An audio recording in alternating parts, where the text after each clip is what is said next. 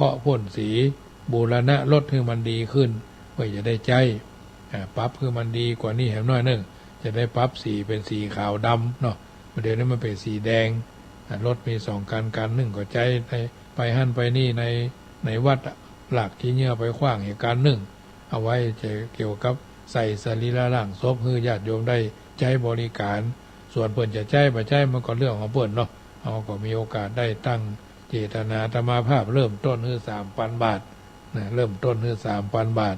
กึศจะได้ค่อยใจถึงก็สามารถแจ้งความจำนงประสงค์จำนงหมายได้เนอะที่วัดจังกรรมที่0615476539ก็มีท่านผู้มีเจตนาร่วมทำบุญกันมาว่ามามีคุณโยมสมจิตบำรุงกิจพร้อมครอบครัวเชียงใหม่อุทิศไปหาโยมมนตรีบำรุงกิจจำนวน 1,000 บาทโยมแม่เรนูชัยวงศ์บ้านร้องสารปีร่วมทำบุญมา200 บาทแม่ขายแก้วคำสอนเด็กนางสาวสุชาลัตน์คำสอน2แม่ลูก1กล่อง200 บาทครอบครัวคุณพัชรินทร์สุขันโทร่วมทำบุญ300 บาทครอบครัวโยมโยมพันษาแก้วโห่เนาะเพิ่นวันนี้เพิ่นมีการเผาศพ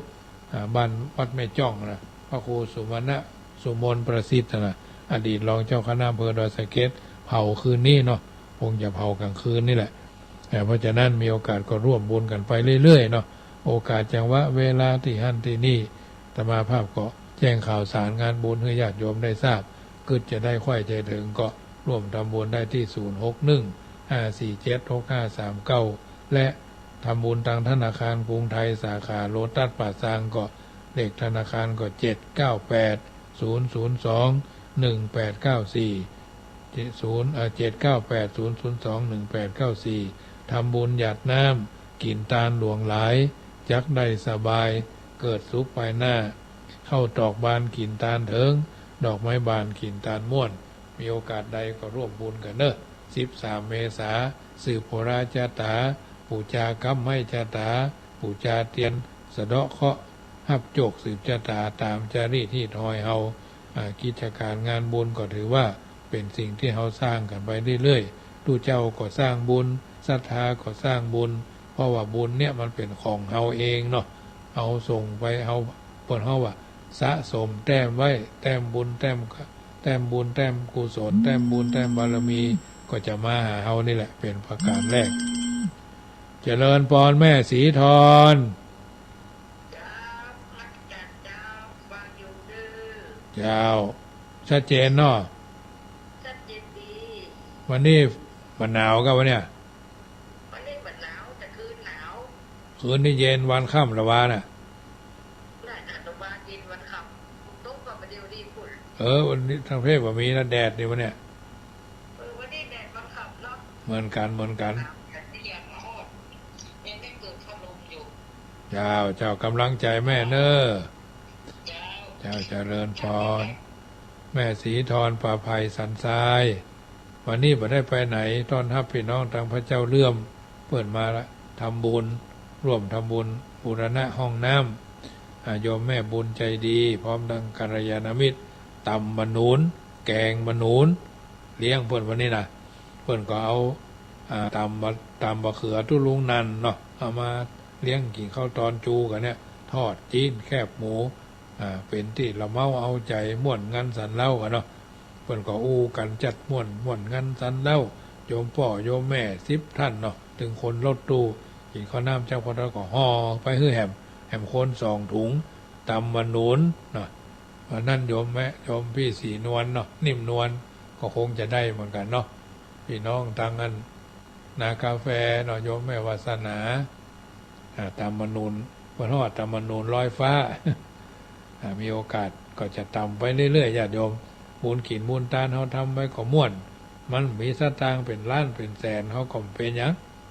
คำ10คำ20ก็ไปกันเนี่ยขอคือทำไปแล้วสบายใจอันใดที่มันเกิดความสบายใจก็ทำไปเถอะทำแล้วบ่เดือดการรักของการทำความดีนี่นะบ่เดือดร้อนเฮาก็ทำไปเถอะบ่เดือดร้อนกู้ข้างก็ทำไปเถอะแล้วก็บ่ต้องไปเลือกหั่นเลือกนี่เพิ่นถึงบอกว่านับถือพระพุทธอย่าไปสะดุดทองคำนับถือพระธรรมอย่าไปถูกใบลาน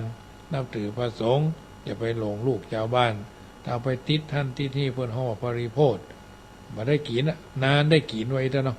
ไปทางหน้ากระบวนเสือคือไปต่อไม่ได้คนหันแก่ตัวก็จะเหลือตัวหื้อหันด้วยซ้ำไปฉะนั้นสิ่งต่างๆเหล่านี้ค่ำคืนนี้ธรรมาภาพดำเนินรายการมาก็คงสมสมัยได้เวลาจะขอนำรายการจากท่านไปก่อนเนอะ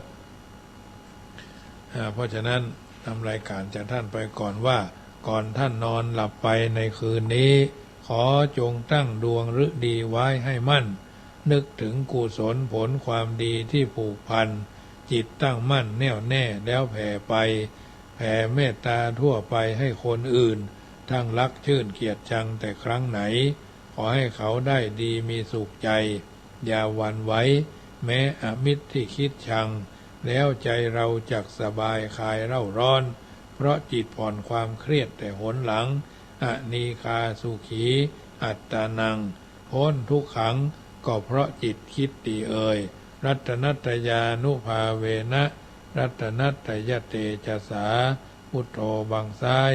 ธัมโมบังขวาสังโฆบังกายาอรหังบังเกสาอรหังพุทโธนะโมพุทธายะอายุวันโนสุขังปะลังขอเจริญพรใจเบิกบานพุทธธรรมตำนานของพุทธนำพุทธชน